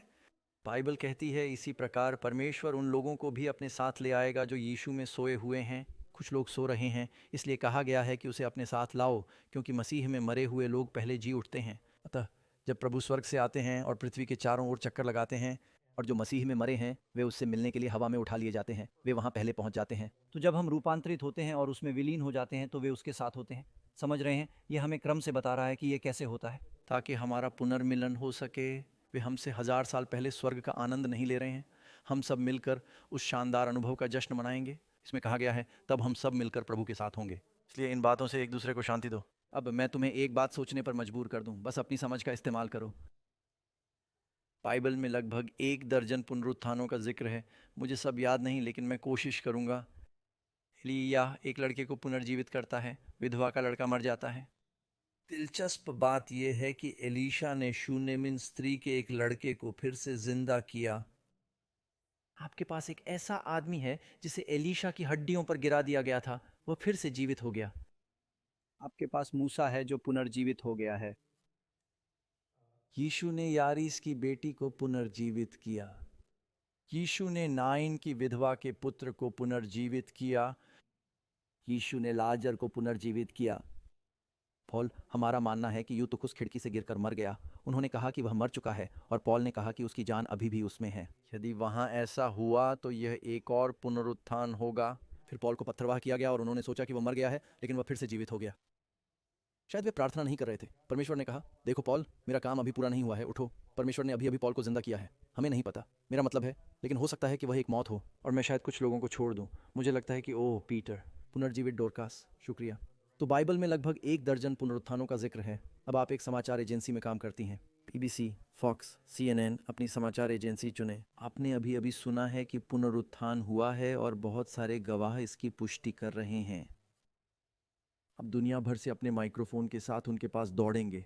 क्या आपने कभी देखा है कि वे किसी अंतर्राष्ट्रीय सेलिब्रिटी का साक्षात्कार ले रहे हैं और उनके पास 50 माइक्रोफोन हैं और वे सभी इस बयान का इंतजार कर रहे हैं, और सारा समाचार पीछे की ओर इकट्ठा होता है जहां उनका कैमरा जाता है। पहला सवाल जो वे पूछेंगे वह कैसा था? जब आपकी मृत्यु हुई तो क्या हुआ? तुम कहाँ गए थे? तुमने क्या देखा? तुम्हें क्या महसूस हुआ? क्या आपको यह दिलचस्प नहीं लगता कि बाइबल में वर्णित सभी पुनरुत्थानों में से क्या एक भी व्यक्ति ने इस बात पर टिप्पणी नहीं की कि मृत्यु के दौरान उन्होंने क्या अनुभव किया? पादरी डॉग, धनवान व्यक्ति और लाजर की कहानी के बारे में क्या कहेंगे? ये एक दृष्टांत है, कोई इसे लिख ले। हमारी अगली मुलाकात कब है? इसे अभी और कल के बीच लिख लें, और पादरी रॉस और मैं कल रात इसका उत्तर देंगे। लोगों ने इस दृष्टांत से एक संपूर्ण धर्मशास्त्र का निर्माण कर लिया है जिसका उद्देश्य बिल्कुल भी ऐसा नहीं था। यीशु का किसी भी पुनर्जीवित व्यक्ति ने कभी यह टिप्पणी नहीं की कि उन्होंने क्या अनुभव किया। मरे हुए लोग इसलिए मरते हैं क्योंकि जीवित लोग जानते हैं कि वे मरेंगे। मरे हुए लोग कुछ भी नहीं जानते। जो कुछ भी करने को तुम्हारा हाथ मिले उसे पूरी शक्ति से करो, क्योंकि कब्र में तुम्हें पता भी नहीं होगा कि तुम कहाँ जा रहे हो। जो यीशु में सो गए हैं वे जीवित किए जाएंगे। संख्या 12। शैतान हमें क्या विश्वास दिलाना चाहता है? माफ कीजिए। शैतान क्यों चाहता है कि हम यकीन करें कि मरे हुओं की आत्माएं सचमुच जिंदा हैं? सर्प ने स्त्री से कहा, तू निश्चय न मरेगी। पहला झूठ।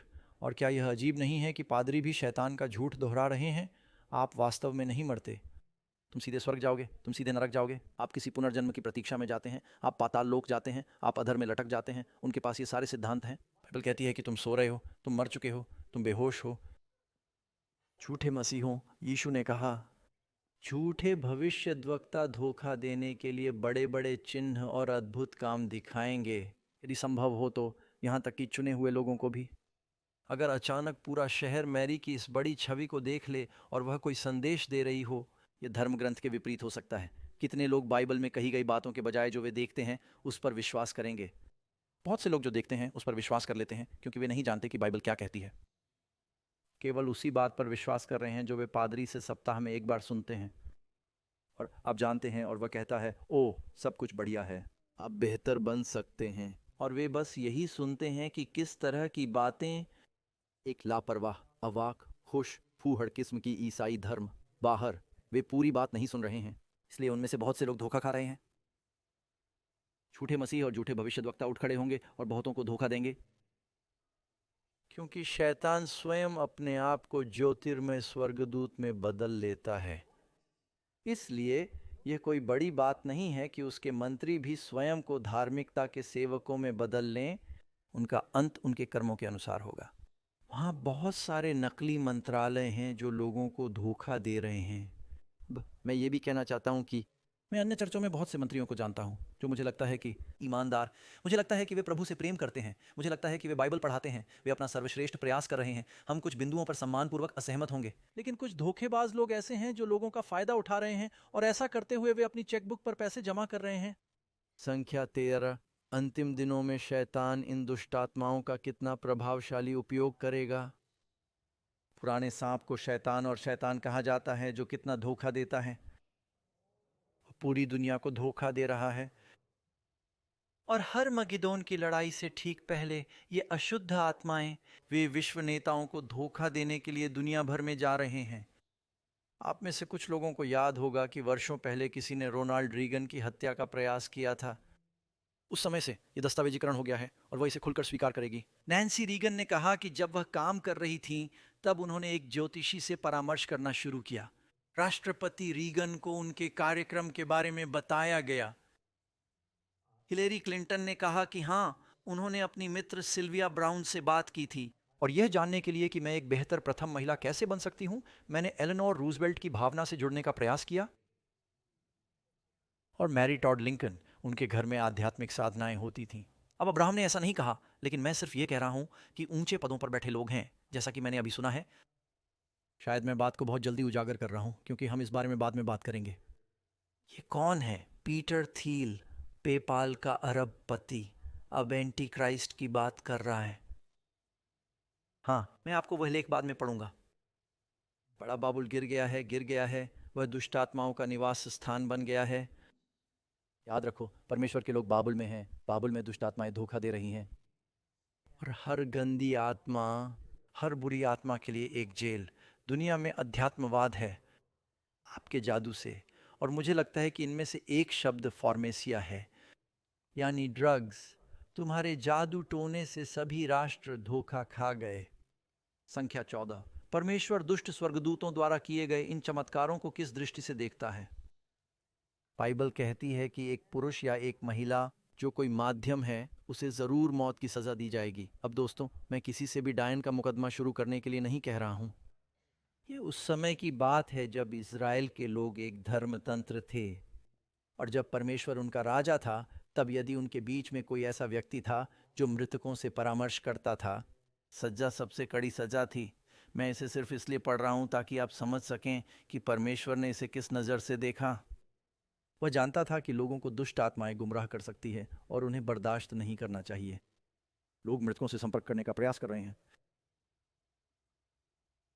धोखा मत खाओ। अब मैं नए नियम की ओर जा रहा हूं। बुरी संगति अच्छी आदतों को बिगाड़ देती है। धार्मिकता के प्रति जागिए और पाप मत करो, क्योंकि कुछ लोग परमेश्वर को नहीं जानते और फिर कुछ लोग विश्वास से विमुख हो जाएंगे। अंतिम दिनों के विषय में बोलते हुए पौलुस कहता है 1 तीमुथियुस 4:3, कुछ लोग विश्वास से विमुख हो जाएंगे, धोखेबाज आत्माओं और सिद्धांतों पर ध्यान दें। शैतान, वे ईसाई थे, वे धर्म से विमुख हो गए, और इसका क्या हुआ? उन्होंने कहा, एक आत्मा ने मुझसे बात की। मुझे याद है एक बार मैं एक पादरी को सब बात सत्य के बारे में बाइबल अध्ययन दिया, और पादरी ने कहा, भाई डग, आप जानते हैं अगर मैं बाइबल के अनुसार चलूंगा, आप जो कह रहे हैं वह काफ़ी स्पष्ट है, लेकिन एक आत्मा मुझसे बात कर रही थी और उन्होंने मुझसे कहा कि मैं अब कानून के अधीन नहीं हूं और मुझे इस बारे में चिंता करने की ज़रूरत नहीं है, और मुझे इस बात से शांति मिलती है कि आत्मा जो मुझे बता रही है वह बाइबल जो कहती है उससे अधिक महत्वपूर्ण है। अब क्या यीशु ने कहा कि पवित्र आत्मा कभी बाइबल का खंडन करेगा? या क्या उसने यह कहा कि जब वह अर्थात सत्य का आत्मा आएगा तो जो कुछ मैंने कहा है वह तुम्हें स्मरण कराएगा? पवित्र आत्मा का काम बाइबल में यीशु की शिक्षाओं को पुष्ट करना है, कभी भी उनका खंडन नहीं करना है। अंधकार के निष्फल कार्य के साथ कोई संगति न रखें, बल्कि उन्हें फटकार लगाओ। मुझे लगता है कि हमने एक ऐसा सवाल देखा था जो आज रात हम नहीं उठा पाए। एक मसीही को हैलोवीन पर कैसी प्रतिक्रिया देनी चाहिए? क्या सिर्फ मुझे ही ऐसा लग रहा है दोस्तों?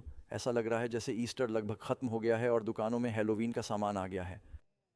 और वह कहती हैं यह एक तेज़ी से बढ़ता हुआ व्यवसाय है।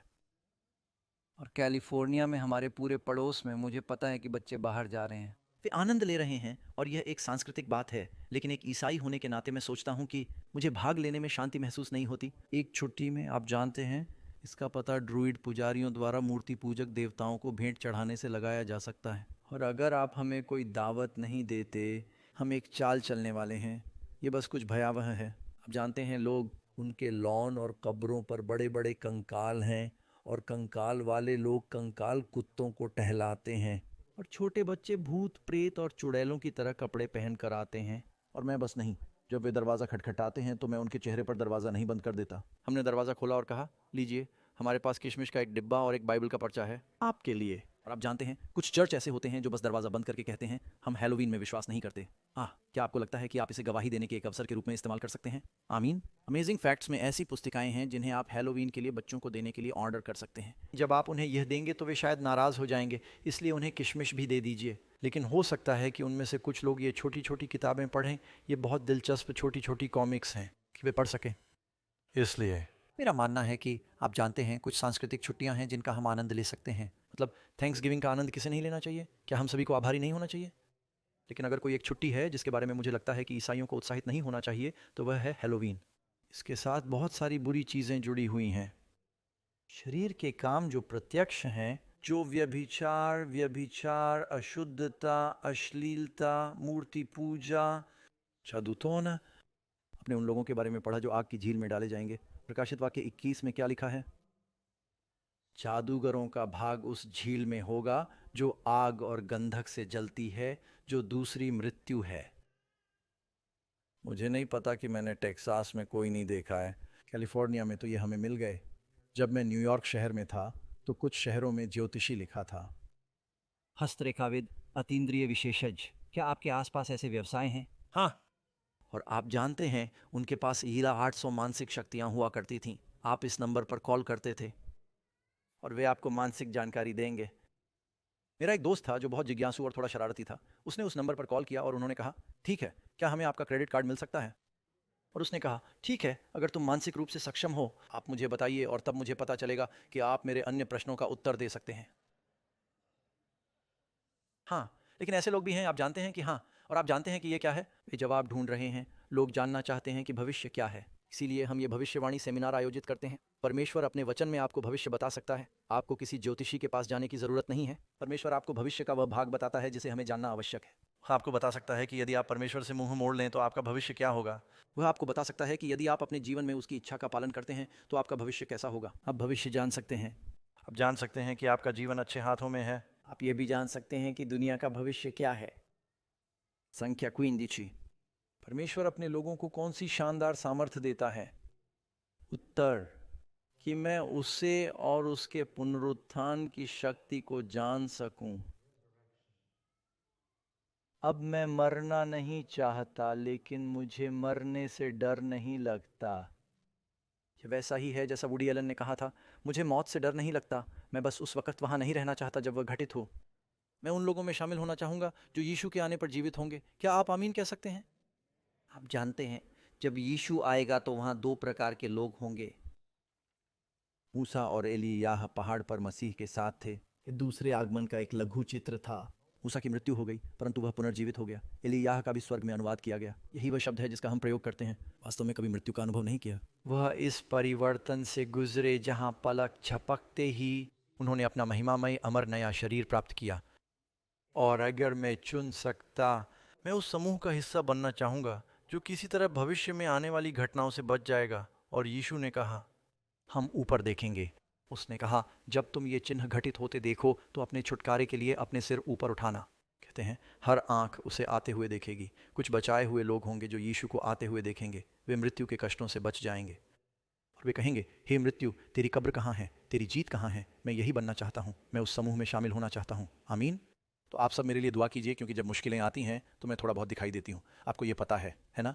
तो मेरे पास एक गुफा है जहाँ मैं जा रहा हूँ और मैं किसी को नहीं बताऊँगा कि वह कहाँ है। इसी बात पर पूरा भरोसा रखते हुए, जिसने तुम में अच्छा काम आरंभ किया है वही उसे मसीह यीशु के दिन तक पूरा करेगा। दोस्तों, आप जानते हैं आज रात हम जीवन और मृत्यु के बारे में बात कर रहे हैं। अरे, मौत एक गंभीर विषय है। आमतौर पर हम लोगों को अंतिम संस्कार के समय इस बारे में बात करते सुनते हैं। लेकिन आप जानते हैं कि यदि यीशु नहीं आते तो दुनिया में मृत्यु दर 100% हो जाती। इससे किसी ईसाई को डरना नहीं चाहिए, क्योंकि ईसाई मरते नहीं हैं, वे सो जाते हैं। जब शहीद स्टीफन को फांसी दी जा रही थी, उसने स्वर्ग की ओर देखा। उसका चेहरा चमक रहा था और उसने कहा, देखो, मैं यीशु को पिता की दाहिनी ओर खड़ा देखता हूँ। उसने कहा, प्रभु यीशु, मेरी आत्मा को ग्रहण करें। और वह सो गया। ईसाई मरते नहीं, वे सो जाते हैं और वे एक महिमामय शरीर के साथ जागते हैं। इसलिए हमें मृत्यु से डरने की जरूरत नहीं है दोस्तों। आमीन। जिसके पास पुत्र है उसके पास जीवन है। क्या आपने परमेश्वर के पुत्र यीशु को अपने घर में आमंत्रित किया है? आप जानते हैं ये उतना कठिन नहीं है जितना आप सोचते हैं। भले ही आप पाप से संघर्ष कर रहे हो और आपकी इच्छा यह कहने की हो, हे प्रभु मुझे तैयार होने के लिए तैयार कर, और वह तैयार हो जाएगा। वह तुम्हें बचाना चाहता है, तुम बच सकते हो। वह मरा, उसका लहू पूरी दुनिया के पापों को बचाने के लिए पर्याप्त शक्तिशाली है। वह आपके पापों को ढक सकता है। और तुम्हें एक नया दिल दूं, क्या तुम ये चाहोगे? प्रेमी प्रभु, यहाँ उपस्थित सभी लोग, सब लोग सुनो, प्रार्थना करो और कहो, हम अनंत जीवन चाहते हैं। हम चाहते हैं कि हमें ऐसा गौरवशाली शरीर मिले जिसमें किसी बात का डर ना हो। इन लोगों को आशीर्वाद दें ताकि वे उस नए जीवन और शांति का अनुभव कर सकें जो उस उपहार को प्राप्त करने से आती है। हम यीशु के नाम से प्रार्थना करते हैं, आमीन। ईश्वर आपका भला करे। दोस्तों, हमारी अगली मुलाकात कब है? कल रात। इसे मत चूकना। हम शैतान के बंधे और जलाए जाने प्रकाशित वाक्य 20 के 1000 वर्षों के बारे में बात करने जा रहे हैं। एक दोस्त को साथ ले आइए, आपको बहुत खुशी होगी। बहुत बहुत धन्यवाद।